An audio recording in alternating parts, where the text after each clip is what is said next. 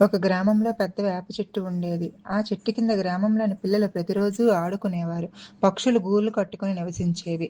వేసవిలో అందరికీ చల్లని నీడనిచ్చేది. ఒకరోజు ఒక వ్యక్తి గొడ్డలి తీసుకుని ఆ చెట్టుని నరకడానికి వచ్చాడు.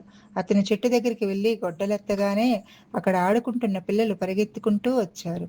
అంకుల్, ఈ చెట్టుని ఎందుకు నరుకుతున్నారు అని ఒక బాలుడు అడిగాడు. దీనిని నరికి కలప అమ్మి డబ్బు సంపాదించాలి అని ఆ వ్యక్తి చెప్పాడు. అప్పుడు ఒక చిన్నారి చెప్పింది, ఆ చెట్టు మాకు నీడనిస్తుంది, పక్షులకి ఇల్లు లాంటిది. మేమంతా ఇక్కడే ఆడుకుంటాం. మీరు దీన్ని నరికిస్తే మాకు పక్షులకి ఇబ్బంది అవుతుంది.